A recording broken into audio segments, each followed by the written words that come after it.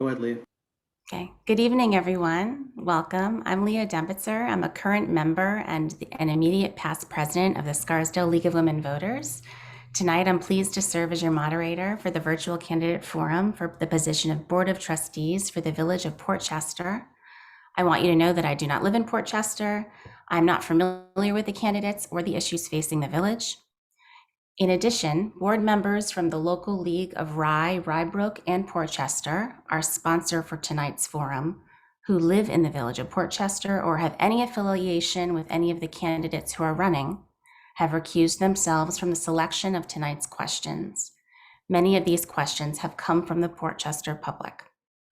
The League of Women Voters is a grassroots, volunteer, nonpartisan political organization whose mission is to help inform voters and encourage civic engagement. The League has been hosting candidate forums in communities and states across the country for many decades. We organize these forums so that the voters have an opportunity to hear from the candidates on the local issues that affect their lives. The League hopes that this forum will help voters to make an informed choice when they go to the polls. Please remember to support the League where you can with your time, volunteering, or with financial support as well, as we are a grassroots organization. There are 7 candidates on the ballot, as well as potential write-in candidates running for 6 Board of Trustee positions. The balloted candidates are as follows: Bart Didden, Joan Grangenoise Thomas, John Allen, Joe Carvin, Joseph DeVita, Phil DeRazio, and Juliana Alzate, who is unable to participate tonight due to a prior work commitment. So welcome to all the candidates. Election day is Tuesday, March 15th, 2022. Polls are open from 7 a.m. to 9 p.m. So this will be a cumulative voting method where you vote to elect more than one trustee. All trustee candidates run against one another. You have as many votes as trustees being elected. You can award your 6 votes in any combination you want. That means you can give more than one vote to a candidate. And the 6 candidates with the most votes will be the winners. More information on this process can be found at portchestervotes.com. The forum format. The speaking order of candidate opening statements was drawn from a hat by the host organization and is as follows. Number 1 for an opening statement is going to be Joseph DeVita. Number 2 is Bart Didden. Number 3 is Phil DeRazio. Number 4 is John Allen. Number 5 is Joe Carvin. Number 6 is Joan Grangenoise Thomas. The closing statements will be given in the reverse order. Opening statements will be a maximum of 1.5 minutes per candidate. Following opening statements, there is a question and answer portion. Questions were created by the Rybrook Port Chester League and were also solicited from the public prior to the event. Audience questions were vetted for relevancy to the office by a committee of the League. The candidates did not see the questions prior to the forum. The candidates will have a maximum of 1 minute to respond to each question, but will be allowed to finish their sentence or thought at the discretion of the moderator. Following the question and answer round, candidates will be given 1 minute for 1 rebuttal each. Rebuttals are to address statements made by other candidates in their answers or to expound upon or clarify your previous answer or to address another topic that was not asked of you but you would like to address. All candidates will then give a closing statement for which the time limit is 1 minute. The timekeepers tonight are Barbara Brunner and Roz Lahr from the local league. They will hold up a 30-second sign, which you can see on your screen, when there are 30 seconds of time remaining, and a stop sign when time is done, when the time has to stop. When your time is up, the candidates may finish their sentence that they have started. The timekeeper is visible on the screen. I will enforce the time limits. I would also like to emphasize that any response or statement that is of a personal attack or of hostile nature will be ruled as out of order. Replays of the candidate forum will be available on Port Chester's Verizon and Cablevision public access TV stations and on an on-demand basis at the League's YouTube page with translation and closed captioning capabilities. We will now begin with opening statements. As mentioned, you each have 1.5 minutes for your opening statements, and I will let Joseph DeVita go first. Go ahead. Thank you, Leah. Hello, everyone. I'm Joseph DeVita, and I bring a different perspective than many of the candidates here. I'm a CPA and have had a long career working in that issue. Not a CPA in dealing with debits and credits or this journal entry or that journal entry, but looking at problems, looking at issues that focus on large-scale programs, large-scale processes, helping people understand how to work through change management, understanding how we can navigate the change in a positive way for all. We all look at the opportunity within Port Chester. We understand how Port Chester has been and where it can focus. We all want development to be there. We want it to be managed. We want to ensure that we create a sustainable Port Chester that meets the needs for all. We're past the path of being able to do nothing. We need to look at these options, kind of weigh them, and continue to move forward on a process. And I look forward to the debate tonight and being able to show that perspective as we have the discussion this evening. Thank you. Thank you. Now we move to Bart Didden. You may proceed with your opening statement. You're on, you have to unmute. Like this, thank you. I'd like to start out by thanking the League of Women Voters for having this forum and for my fellow candidates for participating, and to thank the people of Port Chester, specifically the voters that are taking the time to watch this presentation. You know, this is my fourth term that I'll be starting if I'm fortunate enough to win. I bring to the board a tremendous amount of knowledge and experience, and my goal is to keep the ship running without drastic change. We can't throw out the bathwater, and the baby at the same time. And we have a lot going on and a lot of things to do. So my message is that you have to get past the fog of an election. Don't believe rumors. Go out and verify or speak to a candidate directly. The rumors from neighbors or interested people, whether they're residents or special interests from out of town, is very dangerous and does not lead to good government. So I look forward to this debate. Thank you. Okay, Phil DeRazio, you may go. Thank you. I'd like to also thank the League of Women Voters for holding this event. My name is Phil DeRazio. I'm running for the Port Chester Board of Trustees. I'm running because as a lifelong resident, I see the changes happening downtown, and I want to make sure we do not lose the look and feel of our village. I'm also running because Port Chester has given a lot to me and my family, and it's time I start to pay that back. I want to improve the quality of life for our residents by improving our already great services, such as our police, EMS, sanitation, DPW, code enforcement, and building department. I want to make our amazing volunteer fire department make sure they have all the equipment they need and the proper support from the board they will need to keep this village safe. I want to make sure all budgets that were cut during COVID are restored. If elected, I would like to see any and all development that occurs in our village be smart and sustainable while not transforming Port Chester into an unrecognizable metropolis. I want to see our rec department fully staffed and funded.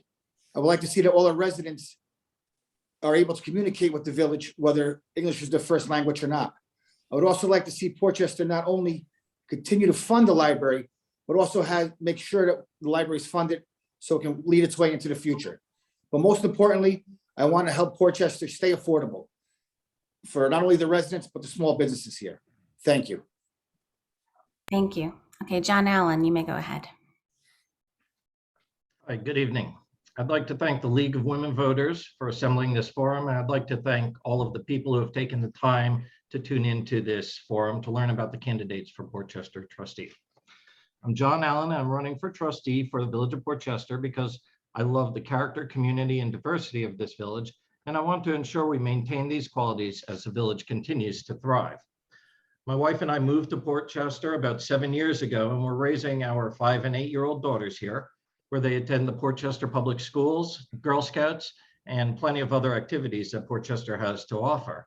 And we've rapidly become very involved in the community because we plan to raise our children here and care deeply about the future of Portchester.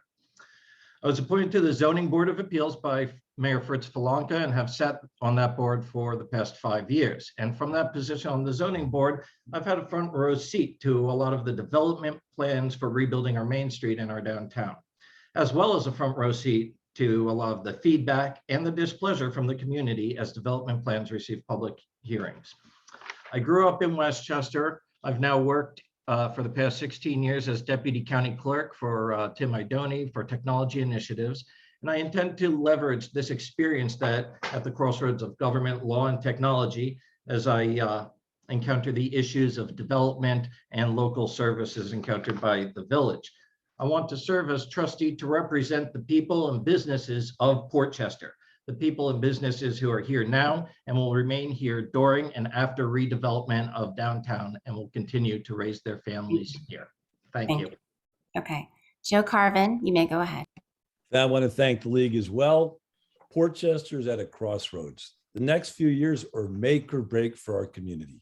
Either we embrace our financial challenge and work hard to turn things around, building a virtuous cycle of ongoing improvement in a community poised to take on 21st century challenges and opportunities, or we pretend there's no problem and enter a vicious cycle of deteriorating finances, leading to dramatic increases in our already too high tax burden.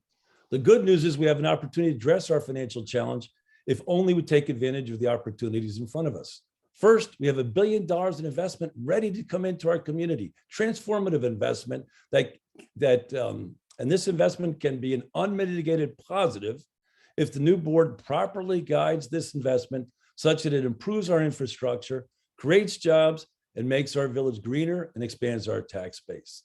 Second, we need to work closely with our Albany officials to help us improve our financial situation in New York State. Third, we need to ensure a consistent quality of life across Portchester, starting with the robust code enforcement and ensuring that those living in our housing authority buildings are given every opportunity to succeed and thrive. Finally, our friends talk about inclusiveness and balance. As someone who speaks fluent Spanish and Portuguese, I'm confident of my capacity to unite our community, including looking out for Portchester taxpayers. Thank you. Okay, now we move to Joan Grangemois Thomas. You may go ahead. Thank you, and congratulations on pronouncing my name. Good evening, everyone. I'm Joan Grangemois Thomas. I'm a 30-year resident of Portchester. I've raised my 2 kids here through Portchester schools. And I want to thank the League of Women Voters as well. I remember my days fondly when I was a volunteer on the board of the League of Women Voters, and I know how much work goes into putting on one of these events. And so here I am running for re-election. And in 2019, I think people voted for me because they saw me as being a voice of reason. And I'm seeking their vote once again to continue the work that I started in 2019. I was the voice of reason when we decided to put the piece of legislation known as form-based code up for public hearing. I was the only objector to that because we were closing down due to the coronavirus. I was the sole no vote to pass the form-based code. I was also the voice of reason when I worked to pass the Black Lives Matter resolution. And I will continue to be that voice of reason. And I look forward to the evening, to the discussion for voters new and old to become aware of my ability. And I seek to have a Portchester that is better for all. Thank you very much. Thank you. Okay, now we will move on to the questions. So the questions are given in groups of 3. So 3 candidates will answer one question, then another 3 will answer the second question. The topics are all related, and I have rotated the order. So everyone gets their turn. So we're going to start with Bart Didden. So this is question. Cite one decision the village made this past year that you agree with and one that you disagree with, and explain why. And you have 1 minute.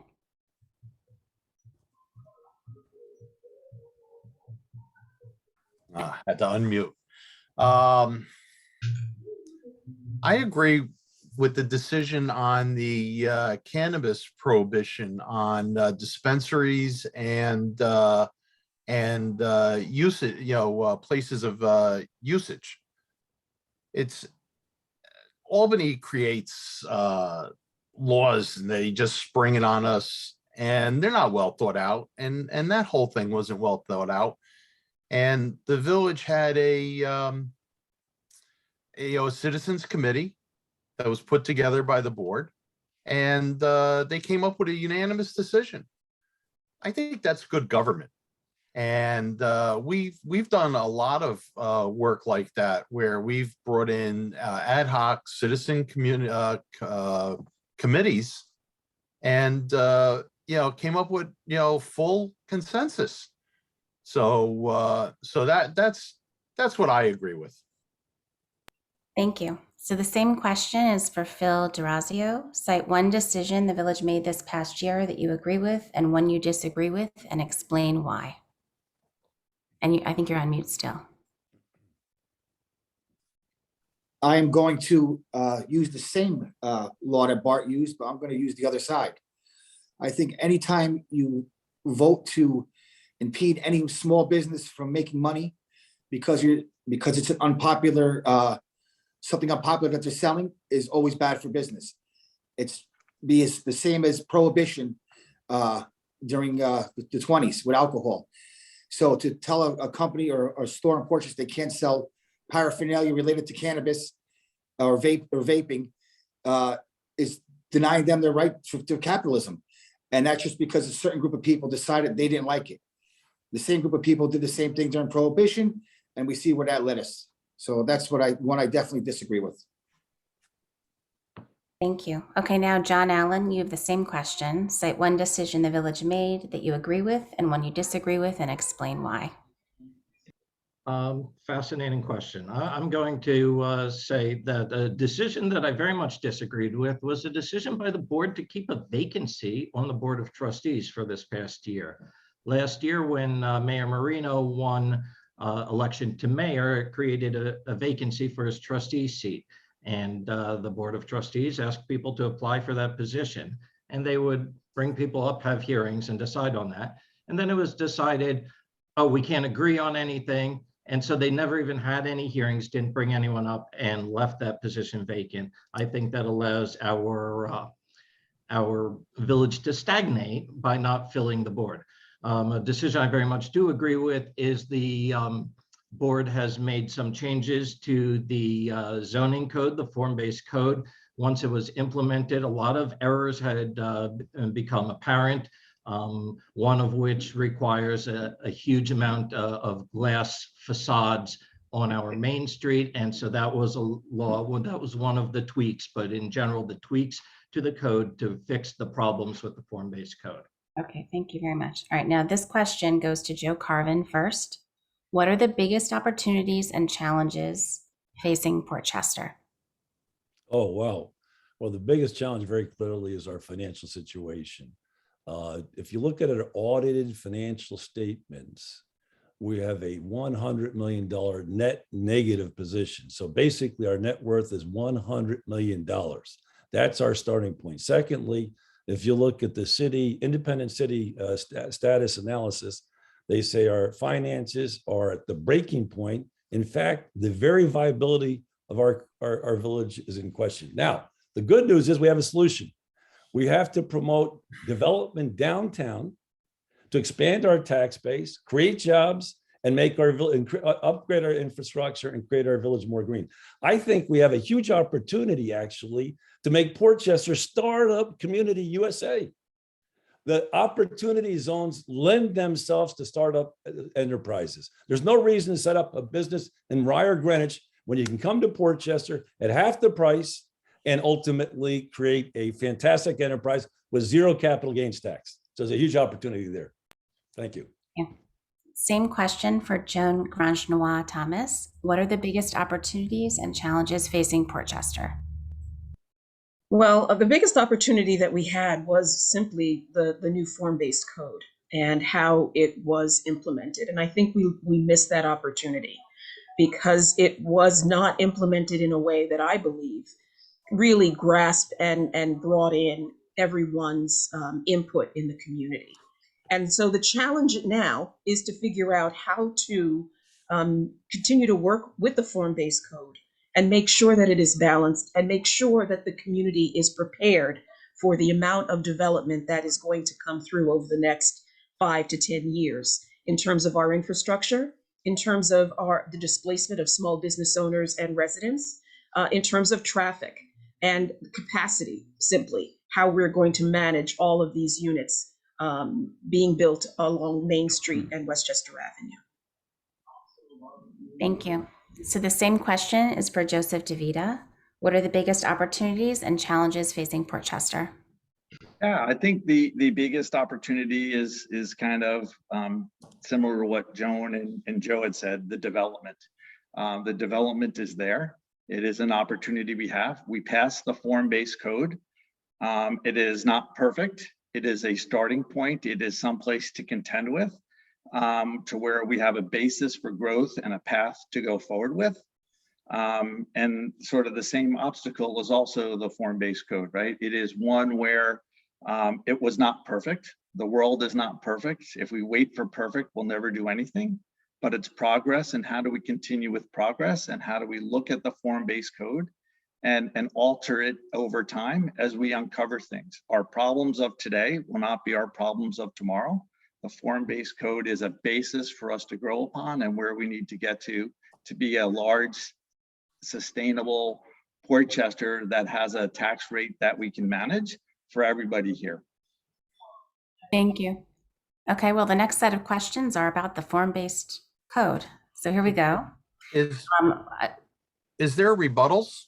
The rebuttals aren't until the very end of the question and answer. So if you have a rebuttal comment, you can save it and we will go through rebuttals at the very end. So the next question is for Phil DeRazio first. Portchester has adopted a master plan and form-based zoning laws. What is your vision for planning and development in Portchester for the future? My plan for the development for the future, my vision, I should say, is that we do move forward with new development downtown. We definitely need it. A lot of these buildings are in disrepair, but we have to do it smartly. We don't need 12-story buildings, 15-story buildings, especially on Main Street, where I think 6 or 8 stories would be big enough for anybody. We need to revitalize Main Street, but we need to do it by holding on to a bit of the past, not to have these giant window storefronts that are just anonymous. We need to have a little mom and pop charm to Main Street. In the surrounding areas, where we can have a few buildings a little bit taller, we have to be smart about that too. We are at a crossroads of parking. We have no place to put these people as far as their cars go. So you're adding thousands of new units, residential, you're adding thousands of cars. So we have to be smart about how we go about this as far as developing and adding all these residential units without thinking about parking. Thank you. Okay, John Allen, you have the same question. Portchester has adopted a master plan and form-based zoning laws. What is your vision for planning and development in Portchester for the future? And this is still a 60-second question. This one's right in my wheelhouse. I have a lot of experience with this, that the zoning code that was passed, I think the people of Portchester largely feel that it allows much taller development than people would prefer. And I think that we need to revise the zoning code. As Phil said, people don't picture 12 and 15-story buildings on downtown in our Main Street. Our code currently allows for 12 and 15-story buildings, which is well beyond what anybody wants to see in Portchester.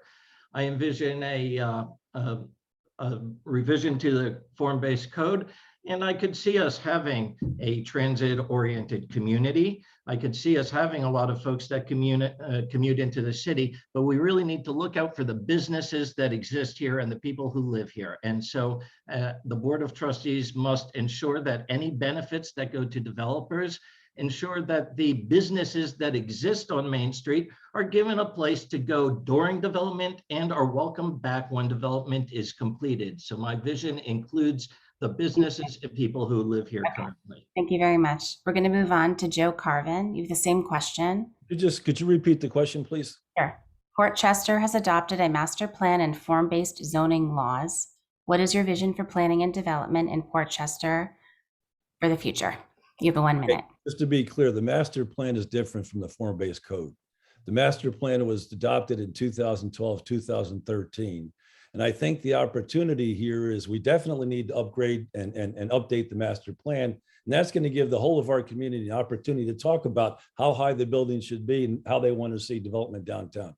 In terms of the form-based code, again, I think there's a broad consensus from what I'm hearing is that we need to fix the form-based code, certainly in CD4, and ultimately using the master plan, figure out what our community wants for the other development downtown. Now, one thing that's fundamentally important, and people think this campaign's about development. It's not. It's about finances. We are bankrupt. We are broke. And unless we address that, I'd love to hear the other candidates address that challenge. Unless we address that challenge, ultimately, we go out of existence. And so ultimately, what we need to think about is the height of buildings that make economic sense and are aesthetic at the same time. Thank you. I just asked the timekeeper when time is up to just hold the stop sign up fully the whole time until the candidate stops. That way, it's just easier for me to keep track of and for everyone to see. Thank you. Okay, so this is a similar question, but slightly different, same topic. This one goes first to Joan Grangenois Thomas. Development under the village's new form-based code may bring thousands of new residents. Is the village's infrastructure and improvement plan sufficient to withstand this level of development? And you have 1 minute. I can answer that very simply and say no. We experienced flooding during Tropical Storm Ida that we have never seen or experienced. So our infrastructure is not ready and prepared. These were things that were called IOUs that were not completed prior to adopting the form-based code. We require an infrastructure study. We required a socioeconomic impact study. We required a traffic study, and these things were not done. So the idea that the form-based code was passed before we understood and recognized all of the investments that we needed to make to prepare this village for the expansion and the inclusion of all of these units, to me seems like folly. And so, yeah, no, we were not prepared for that. And we have a lot of work to do and a lot more investment to make. Thank you. Okay, the same question for Joseph DeVita. Development under the village's new form-based code may bring thousands of new residents. Is the village's infrastructure and improvement plan sufficient to withstand this level of development? Yeah, I think as we look at it, no, it's not. As we talk with the developers, no, it's not. I think we have to look at it though as an opportunity to partner with the developers. Many of the developers live in and around here, that they have people and people that work for them that live in here. I think we have to view it as an opportunity as they're bringing money to the table. It's not an us versus them, it's a we. We have to look at it as a way that we can expand upon them, work with them. Parking is an issue, right? We need to be working with the developers to make sure they have parking. Infrastructure, we need to be working with not only with the developers, but also with Suez and Con Ed to understand how we can move this forward. We can't sit and do nothing. We have to show progress, but I think we can do it in a collaborative, partnering way. It benefits us all as we make these improvements to have these tall buildings with developers that don't fit and don't have the infrastructure. Doesn't do them any well, nor does it do us any well. Thank you. Okay, and the next question is the same question for Bart Didden. Development under the village's new form-based code may bring thousands of new residents. Is the village's infrastructure and improvement plan sufficient to withstand this level of development? So clearly, my answer is yes and no. It's yes because we have a lot of resources. It's no because when we've developed the form-based code, we didn't know what the applications were going to look like. You have to study all of the all of the particulars, and what Joan said really wasn't true. We promised to do all those studies, and we have started doing a bunch of those studies. um, and and she talked about earlier about the form-based code, participation. I disagree.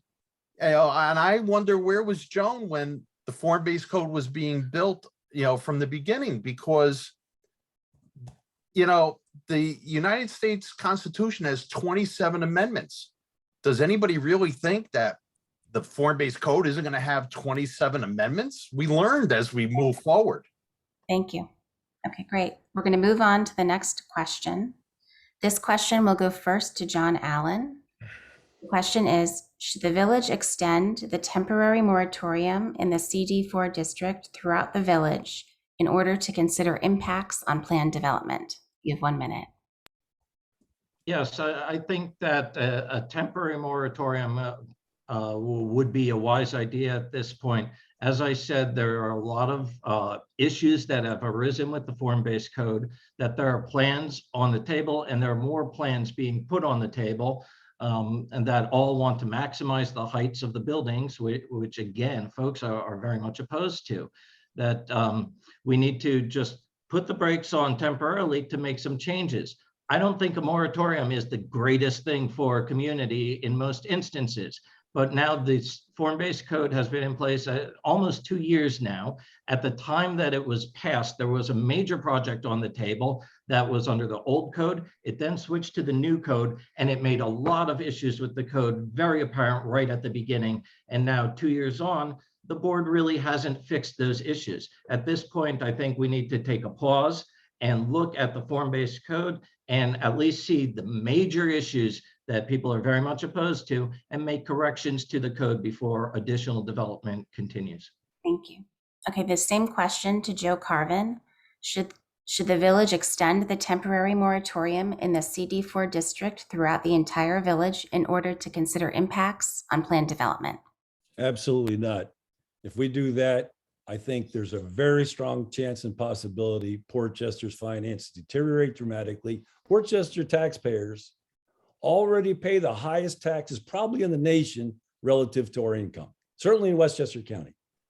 And if we put a halt on development, I expect the developers to leave.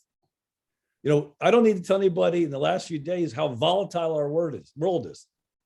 And people think developers are going to sit around while we figure out. I mean, John uses the example of Rhinebeck, 7 years.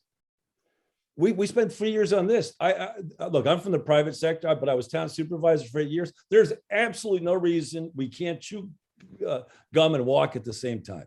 So I think absolutely with the form-based code needs to be revisited, absolutely. But if you look at 5 projects count for 2/3 of the new units, and 9 projects count for 90%. We can look at each project. Let's look at a project basis. Greg Hamilton, the head of Sustainable Portchester, just approved a pilot extension that mitigated the flooding. Thank you.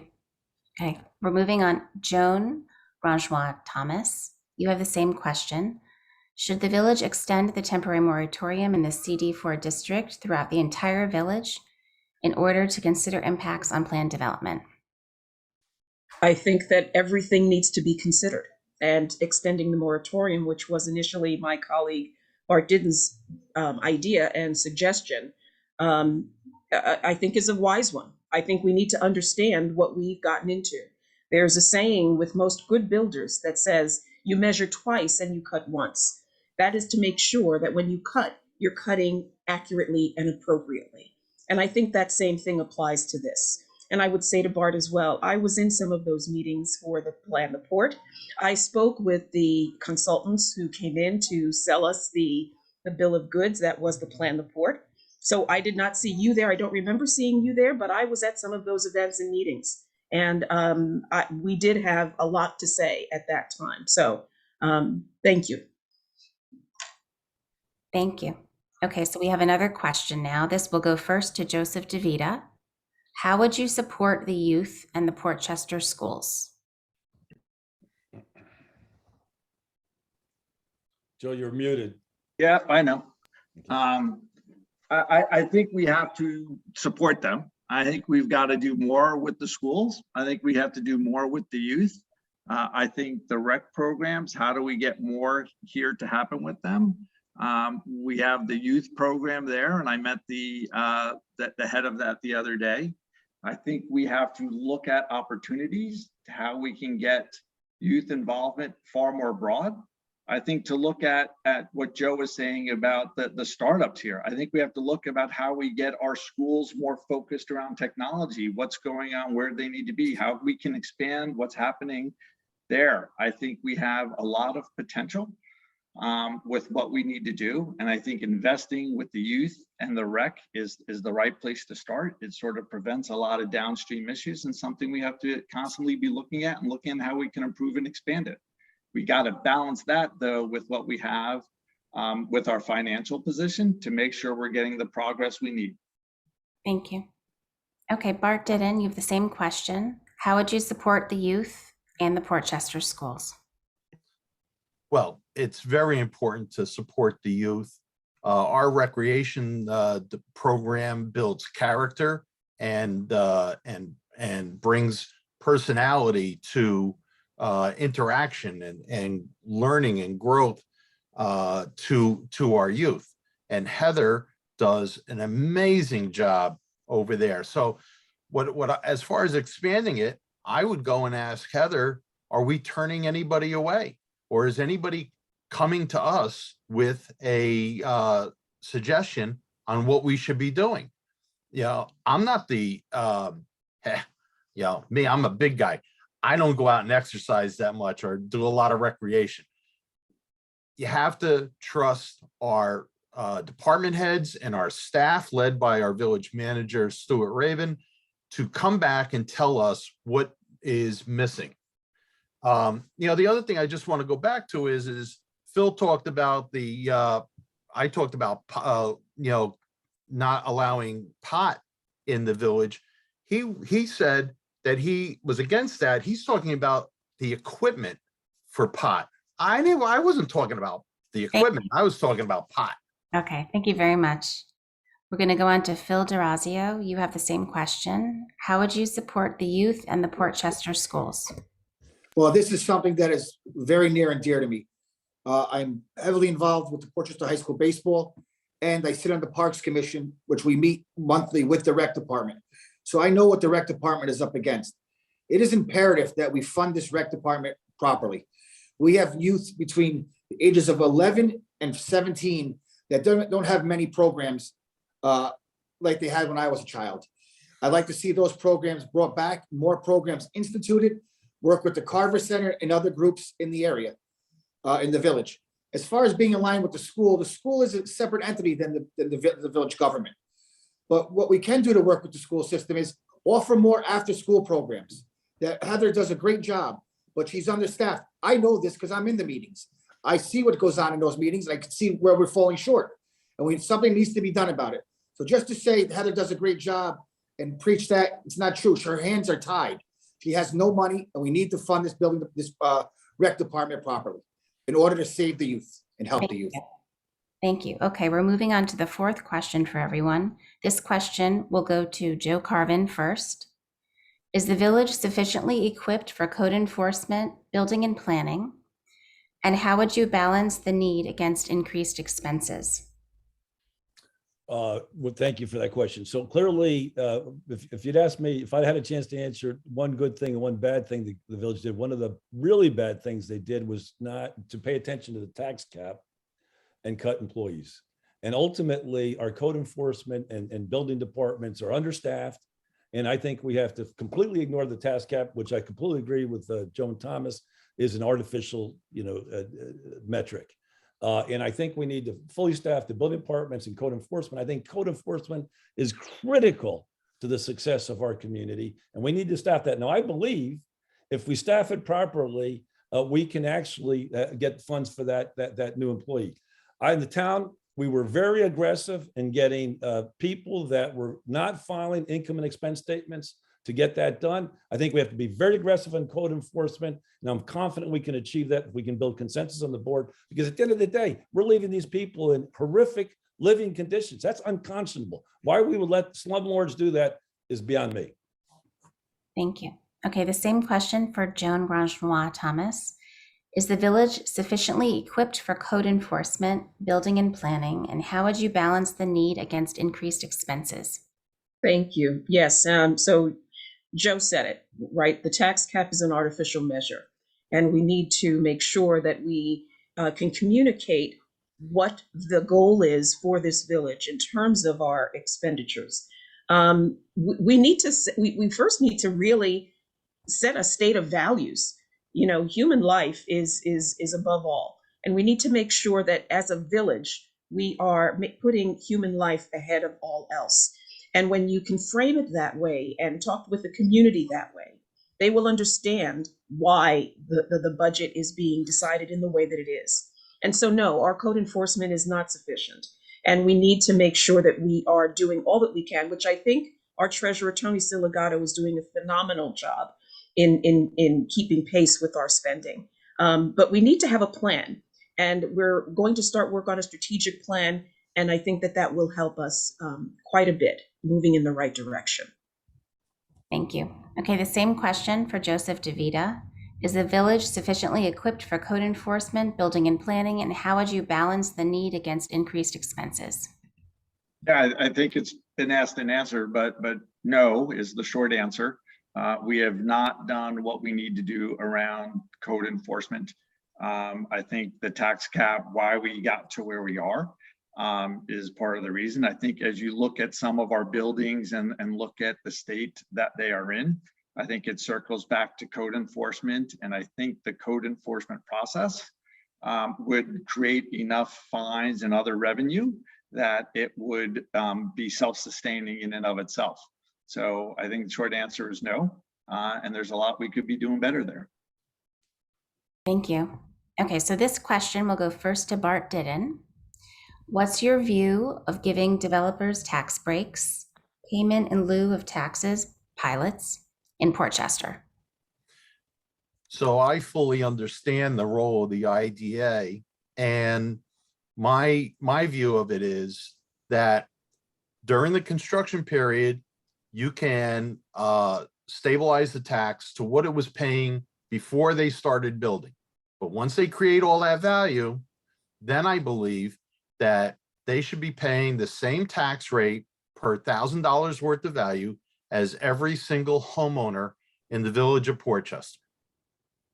It's very simple. You know, right now there's a building going up in the square. I've done the numbers, and when that building is completed and the people move in, that building will be paying almost dollar for dollar the same as I pay for each $1,000 worth of value that's in my house. But yeah, I just want to go back to the building and code question about being equipped. You know, it was the Democrats that refused to break the tax code. And it was Breakwood on TV in a meeting who said to Louis Marino, the mayor, that said, be true to what you campaign on. You said you will not break the tax cap. And in that meeting, we didn't do it, and we started laying off people. You're out of your time for that question, but I'm sure you'll have an opportunity to speak about that later. So let me just go on. We now have Phil DeRazio with the same question. What's your view of giving developers tax breaks, payment in lieu of taxes, pilots in Portchester? I don't understand, since developers are dying to work here. We have all these guys dying to come in because, like as Joe said, it's such a great opportunity zone to invest your capital gains and shelter your taxes from. Why are we giving them breaks on top of that? So we're giving them breaks on their capital gains taxes. Then we're going to give them breaks again on paying taxes. If you buy a building for $1 and over the next 20 years, you increase the value of that building to $10, but you're still paying tax on that dollar for the next 20 years. All we're doing is robbing the village. We're hurting the village. What we need to do is the minute the construction ends, we need to start taxing them properly. Now, a 20-year pilot's far too long. If we need to have a pilot program, a 5, 10-year program is something I would be in favor with. Nothing, not a minute or a day past 10 years. The village is just losing money. And by the time we start to collect that money, the building is now worth maybe double what it was. So now we're still not, we're never collecting the proper amount of taxes on that piece of property. So I think it's a bad idea. Builders are here, they want to be here. If they weren't, they wouldn't be knocking on the door. Let's not give the house away. Let's not give it away. Okay, your time is up. Thank you. Same question for John Allen. What's your view of giving developers tax breaks, payment in lieu of taxes, pilots in Portchester? Well, much along the lines of my running mate, Phil, he pointed out that we have an IDA, the Industrial Development Agency, is somewhat out of control, and it tends to give incentives to developers to come into Portchester just to come into Portchester. I think any incentives that are provided to developers must be in exchange for very tangible benefits to the community. And so I think that benefits can be a useful tool in order to get the developers to make improvements to our downtown infrastructure, to make sure there's appropriate amounts of affordable housing, and to encourage the developers to make sure that there are places for our existing businesses to return to at similar rents to what they have been paying prior to development occurring. So I think that pilots can be used. As Phil said, a lot of these incentives are given for way too long. So they must be for a limited duration. They must have tangible benefits and clawback provisions if the developers are not meeting their obligations under the agreement. Thank you. Okay, now we're going on to the fifth question for all. This will go first to Joan Grosnois Thomas. Do you plan to keep village property taxes in check for homeowners? And if so, how? What is your position on the New York State tax cap? So I think that was asked and answered. I believe, and I believe many of my associates here believe that the tax cap is an artificial measure, and it really stifles a community's ability to do what they need to do in order to raise revenue. As I said earlier, it's a matter of communicating with the community and making sure that they understand and that they get services for the increase if they need, if it should come to that. We need to be sure that they understand the reason behind it. And if we can put it in very simple terms, a community has to be able to pay for certain things that are to the benefit of all. And if we can communicate that to the residents and help them to understand what goes behind these decisions, then I think that they will not have a problem with the decisions that we make. But we have to ensure that trust in us. Thank you. Joseph DeVita, the same question. Do you plan to keep village property taxes in check? And if so, how? What is your position on the New York State tax cap? Well, I think similar to Joan, I think that's been asked and answered. I think we have to look at our contracts that we have in place. I think we have to understand that in the inflationary period that we have right now, that we haven't seen in decades, what impact is that going to have on our tax base and our contracts, and what that's going to do around the tax cap? I'm not sure we could fund the government as it is today without going over the tax cap, but we need to be conscious of it and not be just spending recklessly. We have to be putting forth the right plan and communicating as to the what and why of what we're doing and where the taxes are going. Thank you. Same question to Bart Didden. Do you plan to keep village property taxes in check? And if so, how? What is your position on the New York State tax cap? Asked and answered. Keeping them in check, yes, that's by bringing in more development, more accessibles. But I want to go back to what Phil said about people taking $1 of investment, creating $10 worth of value and only paying $1. That doesn't happen. It never has happened. And that's wrong. And for John, I say, let's look at the county IDA. There's that bioscience center that's worth billions of dollars. They gave them 23 million in breaks, but they're going to get 38 million in revenue.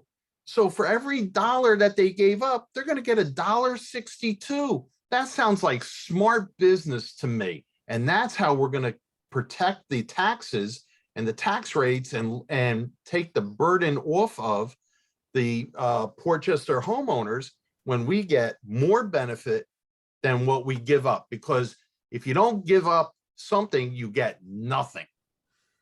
Thank you. The next question is for Phil DeRazio. How would you realize ongoing savings in the delivery of services, and what shared services would you consider with other municipalities? Could you repeat that question? Yes.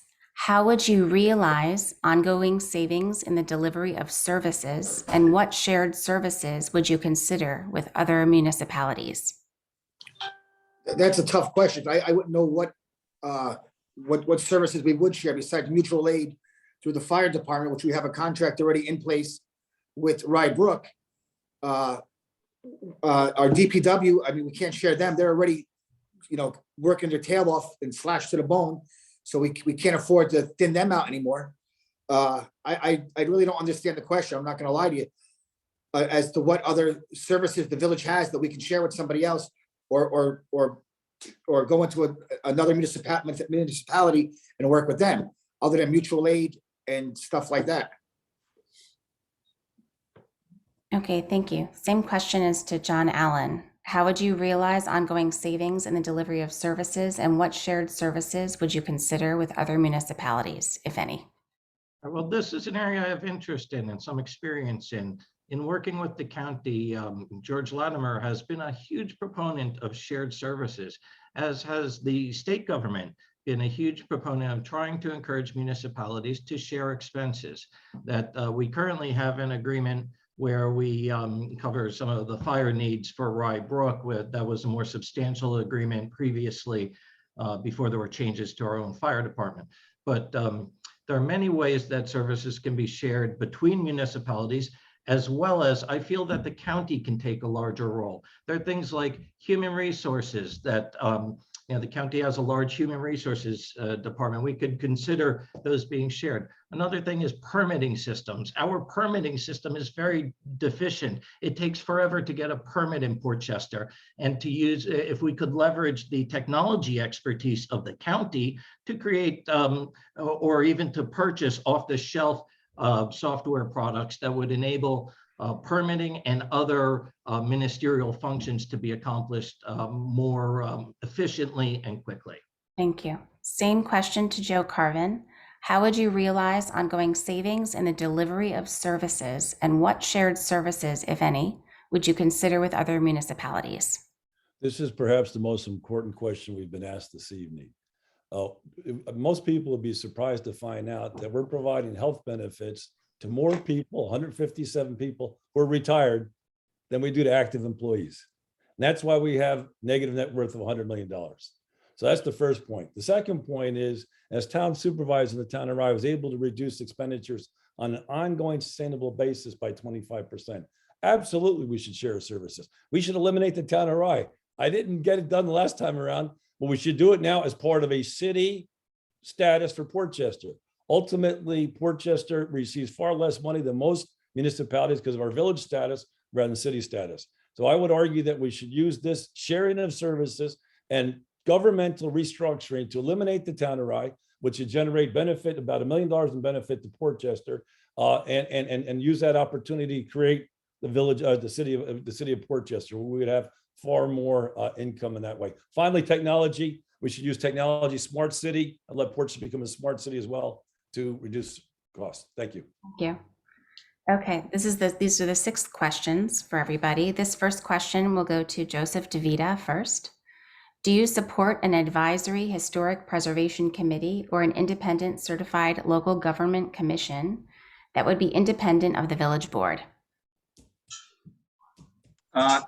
Yes, I support looking at the historical areas. I support looking at that. I am not so sure if it should be separate from the board or connected to the board like the other pieces. It's something I want to dig into a little bit more. But yes, there should be a historical board that we should help evaluate and understand what are the buildings, what's the importance of the buildings, Not that there was some emotional attachment, but is there real historical value and benefit to these buildings? Thank you. The same question is for Bart Didden. Do you support an advisory historic preservation committee or an independent certified local government commission that would be independent of the village board? To be clear, I do not support a local certified government entity. That just reminds me of Mayor Pilla, who wanted to outsource everything, garbage, DPW, all kinds of stuff. He wanted to be a manager of contracts, not, and not a mayor responsible to the people. If this board went around creating certified local government entities, it would have no responsibility left to the people. It's like taking all the ugly decisions that you have to make and pass them off to some unelected group. Out of the question. And, going back to John's statement about getting software to do permits, the building and code department is not like, issuing permits is not like the clerk's office where you fill out a form and you get a dog license or a marriage license or something like that. There's plans that have to be evaluated for public safety. And so it's not that easy. Thank you. Thank you. We're going to go on to Phil DeRazio. You have the same question. Do you support an advisory historic preservation committee or an independent certified local government commission that would be independent of the village board? I definitely support an advisory committee. Anything else, its own government entity would be one more step that would slow the process down for development, everything we have to look through. I think something like the Parks Commission, how they work with the Board of Trustees when things need to be done in the parks would be something I would like to see with the Historical Society, where before we decide to demolish a building, we look into it to make sure what historical, if any, value they had. But we can't let every entity just have the last say on what's historical or not and slow down the development process. I think we'll just add one more step to the already long process of getting these buildings built, approved, or not approved. Thank you. Okay, this next question goes first to John Allen. What findings from the recent 2021 police reform survey do you find of interest, and what can our police force do to improve resident relations? That's a wonderful question. I think that improvements can certainly be made. The major recommendations, I think, from the study are things that are pretty straightforward and in the news a lot, and that's making sure that officers wear body cams, that we have dash cams, and that the officers, those cameras are there to protect them as well as to protect the public. I think that would be tremendously beneficial in transparency. I think additionally, the report has suggested de-escalation techniques as well as more training in dealing with people with mental or behavioral issues. And all of those are the very straightforward things we see in the media. But yeah, body cams and de-escalation techniques and just the transparency that comes with body cams while they're on duty. Thank you. The same question is for Joe Carvin. What findings from the recent 2021 police reform survey do you find of interest, and what can our police force do to improve resident relations? Well, actually, I'm going to answer it a little bit differently. I participated in the George Floyd demonstration, and I've never been more proud to be from Portchester, never been more proud of Portchester Police. Joan was very involved with some of the local African-American activists. The police department, in my view, was spectacular every step of the way. They marched in the parade. The mayor came to speak. I was shocked to see 3,000 people. And the mother of one of the chief activists was welcoming people into Columbus Park and ultimately said, "This is the color of love." and when she gave her talk. And I have to say that day, Portchester came together as a community like I've never seen. I've never been more proud to be from Portchester. My children are all biracial. My wife's African-American and half African-American, half Nigerian. And I was never more proud to be Portchester. And ultimately, the color of love was in demonstration, in my view, very much that day. It's not to say we can't improve the police. I'm sure there's things we can do, but ultimately, I was very proud of our police that day. Thank you. The same question for Joan Grangenois Thomas. What findings from the recent 2021 police reform survey do you find of interest? And what can our police force do to improve resident relations? Thank you for that. And yes, Joe, I helped organize that march. It was I who approached the police to make sure that they were part of it. But what was most interesting to me about the police reform report was the respondents and their perceptions of the police in Portchester. I think that unfortunately we did not have enough time to really ensure that the survey was distributed and returned by a large population of people. Many people who interact with the police would not have participated in that survey because they might have been afraid to participate in the survey. So I think we could have done a much better job in distributing the survey and making sure that it reached a wide swath of people so that we could get a really great indication of what people feel like about the police. And to Joe's point, I think there's always room for improvement. There's no police department that is perfect. And we just need to make sure that the police are doing the best that they can with the community. Thank you. Okay, so we're going on to the 7th question for all. This is going to go first to Bart Didden. In recent years, the elimination of the village court and paid firefighters were implemented by the Board of Trustees to save cost. Are you in favor of Portchester dissolving as a village and being taken over by the town of Rye if it would result in tax savings for the Portchester residents? Wow, that question is so disjointed and disconnected. That's crazy. The town of Rye has no expertise at all in delivering the kind of services that the village of Portchester does. And no disrespect to Joe Carvin, who was a former supervisor, but that group over there is clueless to, they run 2 parks, they maintain 2 bridges. Portchester is a city. We have city problems, we have city issues, we have city type crime, not quite like New York City, but it's a regional thing.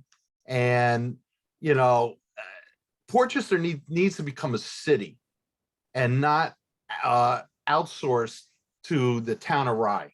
So that question is just defective, on its face. Thank you. So I have the same question for Phil DeRazio. In recent years, the elimination of the village court and paid firefighters were implemented by the Board of Trustees to save costs.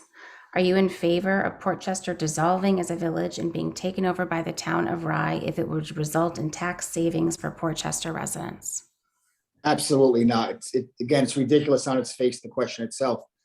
But what I will say is Mr. Carvin is so gung-ho to bang the drum to become a city. We have to become a city. There's only 6 cities in the state of New York that don't have a paid fire department, and only 2 of those only one of those have a population even close to Portchester's, and that's Glen Clove with 26,000 people. We also no longer have a court. So Mr. Carvin has to remember, if you want to become a city, we may have to bring back paid firefighters. We may have to bring back our own court again. So all the money we saved over the last 4 or 5 years, whatever it spends to fire our firefighters and dissolve the courts, I know just recently, we'd have to redo this all again. So I don't see how, that makes any sense, becoming a city right away. He's so gung-ho on it, but he doesn't take into consideration that there's different contracts for DPW, the police, fire, all the departments in the village now become city departments. There are different amounts of money you have to pay these people.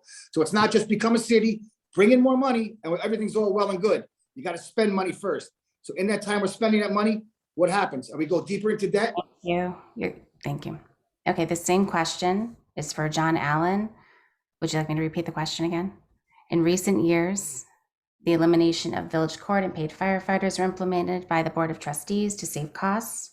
Are you in favor of Portchester dissolving as a village and being taken over by the town of Rye if it would result in tax savings for Portchester residents? That's a fascinating question. It is worded a little interestingly. I don't believe in the village dissolving and being taken over by the town.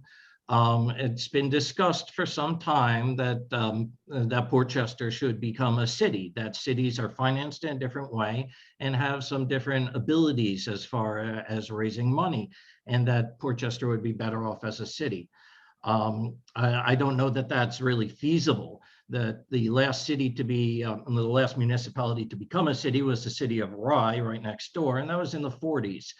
There's a lot of inertia that mitigates against becoming a city, but I would like to work with our state partners to discuss the way that municipalities are funded. I would speak with Shelley Mayer and Steve Otis, and we need to talk about equalizing the way municipalities are funded. There's no reason why Portchester, because we were incorporated as a village rather than a town or a city, is funded way differently than other similar municipalities. And there are many very small municipalities that are funded, they're considered cities despite that difference. So I think that, thank you. Okay, so this question now will go to Joe Carvin first, and it is, what professional or public experience or skills qualify you to be a trustee, and how does this differentiate you from the other candidates? Well, ultimately three. I have financial expertise, 30 years financial experience. Second, 8 years as town supervisor, so significant government experience where we reduced expenditures by 25% a year, reduced taxes, and provided a far better level of service. And finally, I would argue, having grown up in Portchester, my family being here 64 years, the fact that I speak fluent Spanish and Portuguese, I can reach out to our 2/3 community in ways that no one on this panel can. Most importantly, perhaps the most important skill I bring is the fact that I've been to each of the countries that our immigrants come from across North, Central, and South America, across the Americas. I know where they come from. I know why they've come here. And I fully appreciate and understand that Portchester's most important resource is our human resource. And if we can capitalize on that human resource, I think part of Startup USA is to build on our 2/3 community, to build business relationships across the Americas using Zoom technologies and video conference technologies. Thank you. Thank you. Okay, the same question is for Joan Grangenois Thomas. What professional or public experience or skills qualify you to be a trustee, and how does this differentiate you from the other candidates? So I'm a small business owner, and I am a 30-year resident here in Portchester. And I'm a person who has dedicated and committed a lot of her life to the public square. I've volunteered and have participated in a variety of committees, starting from when my kids were in PTA. And that's where I really started to see and understand all of the issues that our residents face. And so I bring all of that and my passion for equity and fairness to this role. And really just as a human being, understanding what our small business owners are going through, facing displacement, and working with them on a human level. And so that's what I bring, and that's what I think differentiates me as well, that I can relate to folks where they are and meet them where they are. Thank you. The same question for Joseph DeVita. What professional or public experience or skills qualify you to be a trustee, and how does this differentiate you from the other candidates? Thank you. I think my 30 years of working as a certified public accountant and looking at business problems, both large and small, for both companies, both large and small, for both companies in the private sector and in the public sector, or companies that work on behalf of the public sector, gives me a unique perspective of sort of understanding how to navigate the various levels of government, whether it's been New York City, New York State, or the federal government. I bring a lot of years of listening to different problems, sitting down with people, bringing various groups together to see how they can partner, to look for solutions that work for all, not perfect for anyone, but help move progress and get things forward. That's something I've done throughout my entire career in collaboration and partnering and bringing that together.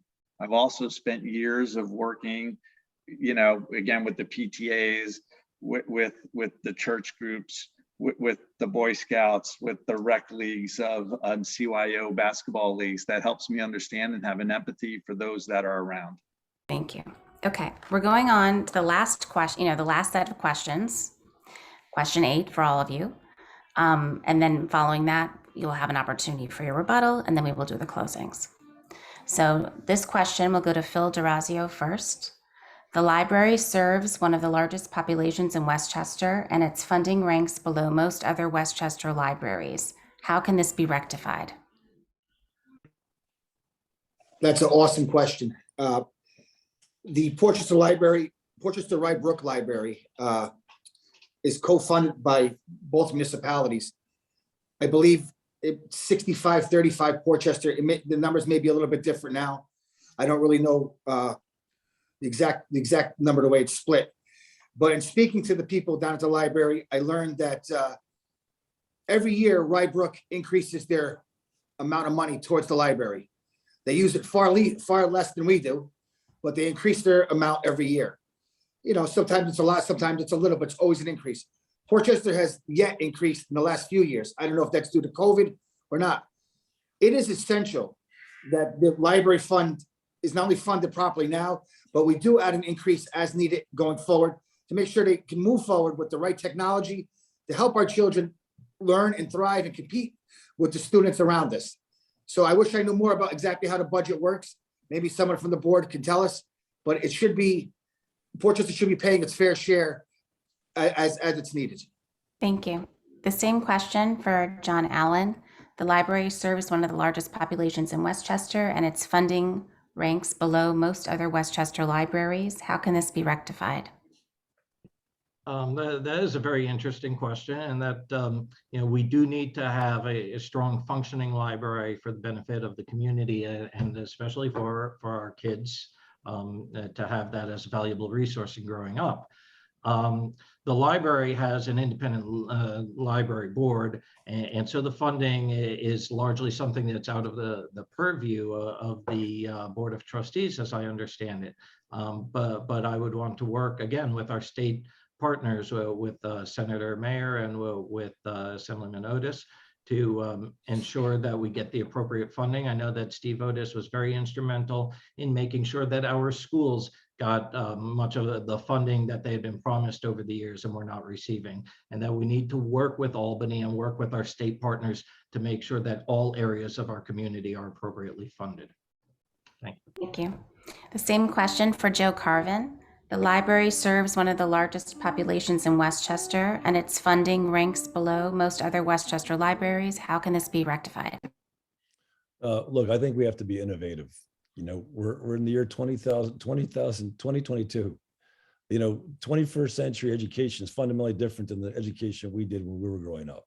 So I think we need to revitalize the library and begin to think about them and make them an important part of the intellectual component of our community. I think they need to be far more proactive in reaching out to our community, far more proactive in terms of reaching out to our underserved parts of our community. I think they need to work very closely with the schools and begin to charge for some of the services as well. My good friend, Mr. DeRazio, keeps talking about I need to properly fund this, properly fund that, but he's not telling us where the funding is coming from. And at the end of the day, we have to think outside the box and begin to charge for services. And I think the quality of the library, especially in a world where we're Zoom related, I think it's a fantastic question. And I would love to work with the library to extend their services and make it a focal point for connections with across the Americas using Zoom. Thank you. Okay, this question goes to Joan Grangenois Thomas first. How can you help restore the downtown and small businesses in Portchester that have suffered during the past few years as a result of the pandemic and flooding? Well, yeah, that's an amazing question. And we still have businesses that are shuttered because of that flooding. I'm heartened to know that we have a new executive director of the Chamber of Commerce and I'm excited to meet with her to see what kind of programs that she will be implementing to help our small businesses. I think that our IDA has a large role to play here because economic development means more than just development and new buildings. It means spurring economic development with the businesses that are already here. And so I'd like to see a lot more. I'd like to see a lot more coming from our IDA in terms of creativity as to how to spark new business opportunities for our small businesses and to make sure that they can get the resources and the grants that they could use. A lot of our small business owners don't have the time and the wherewithal to go to classes or to attend seminars. And so we need to bring that information to them. And we need to be the inspiration to get them jump-started again. Thank you. The same question for Joseph DeVita. How can you help restore the downtown and small businesses in Port Chester that have suffered during the pandemic, the past few years, and flooding? So I think that's, again, when we look at development and where development can help, we have to look at where the new buildings are going up. How do we create foot traffic? How do we have people there? Right now, people come into Port Chester, they do something, they go back to their houses, right? My understanding is with some of the developers, if not all, that tenants that are being moved out of locations are being moved to a temporary spot. Once development is done, they're moving back into that spot with the same lease cost that is there. So that's something that needs to be partnered up and what we need to do there. I think as we look at the development and the infrastructure, that certainly is something that we need to be cognizant of, that we're not pushing all of the existing businesses out. We want them there. We want them there to be part of the fabric of what we have going forward, but bring a lot more in that gives us the benefit of having a very diverse and sustainable downtown Port Chester. Thank you. The same question for Bart Didden.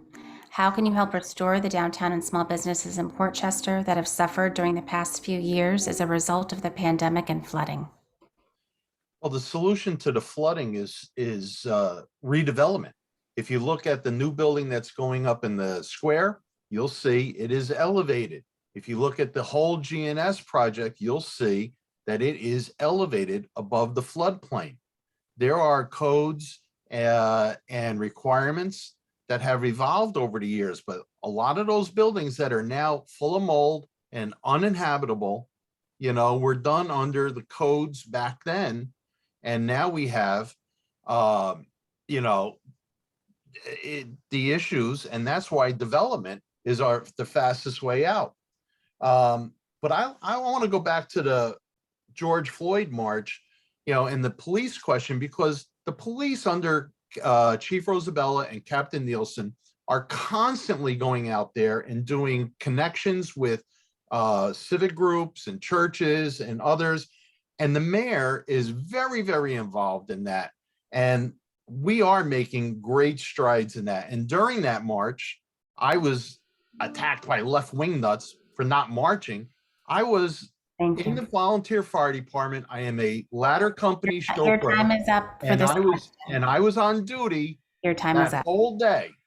Okay, thank you. Your time is up. We're going to move on now to an opportunity for rebuttal. So I'm just going to kind of, I'll call each of you out. If you'd like to do the 1 minute rebuttal, you're welcome to. If you want to pass, you don't have to do it. Because of course, after this, you will also have the opportunity for a closing statement. So first, we'll go to John Allen. Would you like to do a rebuttal for a minute based on some topic that you didn't get asked about or something you'd like to expand on? Yeah, actually, there were a few statements that Trustee Didden made that I thought were not exactly accurate and deserve to be addressed. That first, my running mate, Joan, had referred to studies that were required for passing the form-based code, and we're given IOUs. And Trustee Didden said that, oh, those studies are going on, they're happening now. Well, the code was passed 2 years ago. So while these studies may be going forward, we absolutely need studies of our traffic and our housing needs. There are multiple studies that need to be completed before we can make appropriate changes to the code. Also, I was shocked that Bart said that permits cannot be filed electronically. They absolutely can. Most municipalities file permits electronically. Most municipalities are not as far backed up as we are. I think that we can use technology to enhance our government, that we accept very complex documents that are then analyzed behind the counter once they're submitted. So I think we can do better. Thank you. Now, Joe Carvin, would you like to use your 1-minute rebuttal? Yes, there's an expression that Brazil is the country of the future and always will be. And I think that same expression can be applied to Portchester. My big fear is Portchester is going to miss yet another ginormous opportunity to improve the quality of life, expand our tax base, make our village more green, and create jobs. I'm not gung-ho on city status. I'm gung-ho on improving our financial relationship with New York State and working with the two fantastic representatives we have, as John has said, Shelley Mayer and Steve Otis. Finally, we need to look no further, but the moratorium on development will be the end of Portchester. Look at United Hospital. Well, how many, 14 years? 14 years waiting for this to happen? We've given away in potential taxes well over $50 million because we sat on our hands and done nothing. How long are we going to study United Hospital? How long are we going to study form-based code? So we can move forward. Clearly, it needs to be addressed, but we can move forward and do development at the same time. Thank you. Thank you. Okay, the next, Joan Grandenois Thomas, would you like to use your 1-minute rebuttal? Certainly. I would say that the United Hospital was not simply the issue of the village sitting on its hands. Starwood took forever to come up with a plan. They came up with a horrible plan.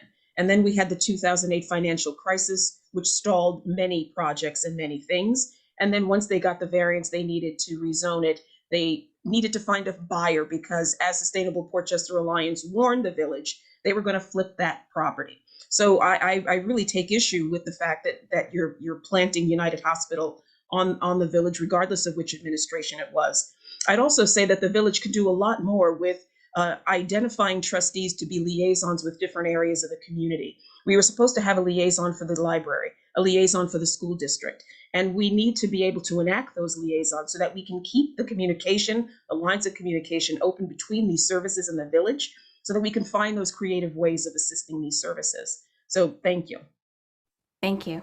Okay, Joseph DeVita, would you like to use your 1-minute rebuttal?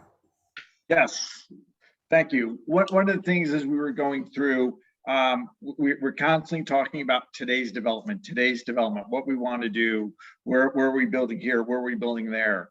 I find it, we're always behind the 8 ball, as Joe Carvin always said. If we don't take a look at what's in front of us and guide from where we are today to there, we're always going to be reacting. If we're looking at today's issue, it's going to be yesterday, and we're going to be way far behind on what we need to do. As we look at these elements, we've got to get some plans to move forward, and we've got to be aggressive in how we move forward and have a path to sort of adjust as we're going through, but be very conscious in the decisions that we're making. As we look at shared services and we look at those pieces, if I look at where communities waste a lot of money, it's all around technology. That is the one place we should actually be partnering up with as many as we can.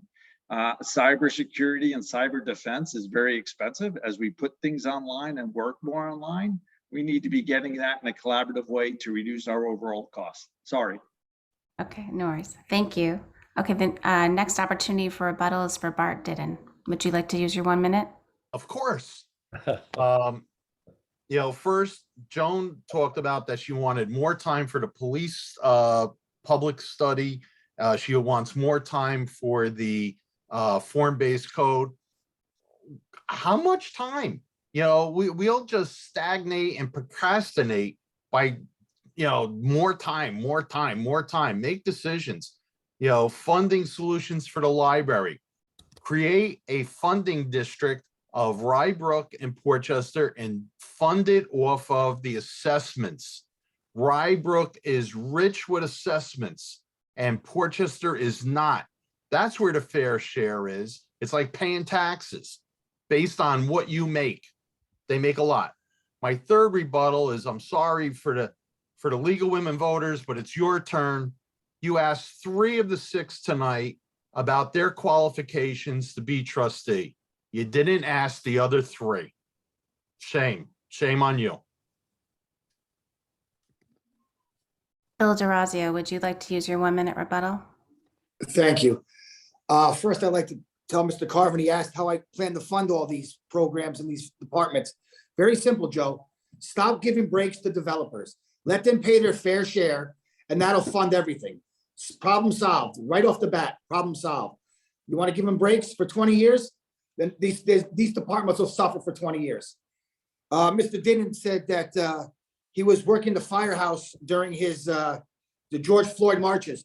Mr. Dinnan was also one of the few landowners on Main Street that demanded his stores be boarded up, which kind of shows he has no confidence in his police department or no confidence in the residents of Portchester to protest peacefully. He was one of the only landowners on Main Street that boarded them up using RC development to do it.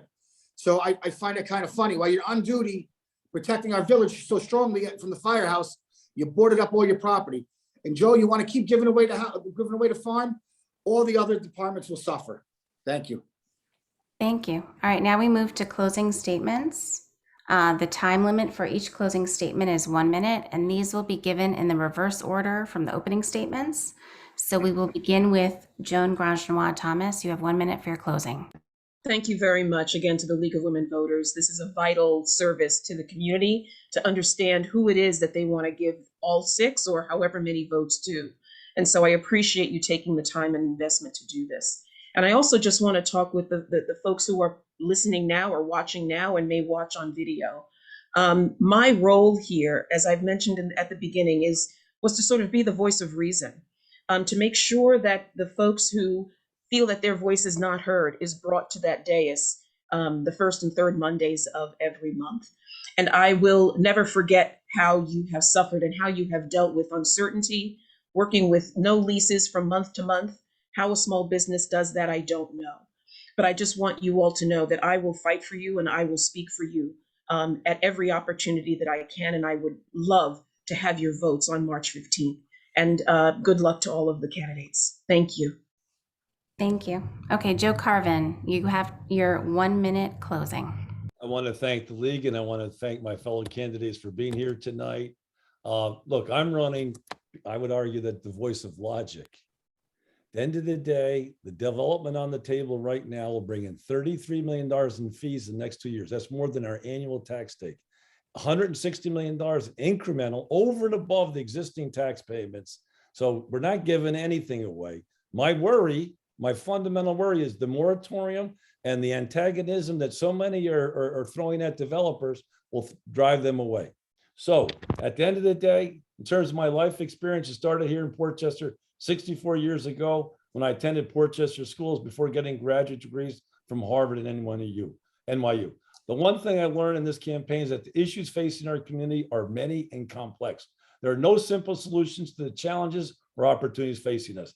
I believe our community is fortunate to have such dedicated, committed people, all for their services to advance our community. And if I'm so honored to receive your vote, I'll work very hard to unite our community in a way that makes us proud. Thank you. John Allen, you have your 1 minute closing. Okay, I just want to say again, thank you to the League of Women Voters for having us tonight. I'm not going to admonish you on the way this was operated. I really enjoyed it. Thought it was a very good conversation. I believe that Portchester is an amazing village with amazing people and the resources necessary to thrive. And as I had said earlier in my opening statement, that I want to serve as trustee to represent the people and businesses of Portchester, the people and businesses who are here now. That we've already experienced a problem with businesses being displaced. We need to make sure, our downtown needs redevelopment. We need to move forward with that redevelopment. We need to improve our tax base. But as we do that, we have to do it responsibly. We have to make sure we're not pricing our businesses and our residents out of this village. And we need to make sure that any incentives given to developers are done in exchange for benefits to the community and that will benefit the community well into the future. And that if the developers do not live up to those responsibilities, that we should be able to take the benefits back. Thank you. Phil DeRazio, you have your 1 minute for a closing. I would like to thank all the candidates, the League of Women Voters, and the public for sending in these great questions and taking the time to get involved. As we move into the future with all this proposed development, on March 15th, we're going to have 4 new members of the board, possibly 5 new members of the board. And it's going to take some time for us newcomers to get up to speed on what's going on. So if we need to slow down a little bit with a moratorium until we can all figure this out to improve the future, I say it's something we should definitely look at. I'm a lifer in this village, and I will work tirelessly for my residents, the employees of the village, and for the business owners of Portchester. On March 15th, please consider giving me your votes. I promise you no other candidate here will work harder than I will. Thank you. Thank you. Bart Didden, you have your 1 minute for your closing. I wouldn't throw Joan out as one, maybe not coming back. I like Joan. But Phil, as far as the boarding up, that was a choice of each individual business owner, not me. And I'm going to use the rest of my 1 minute for my qualifications.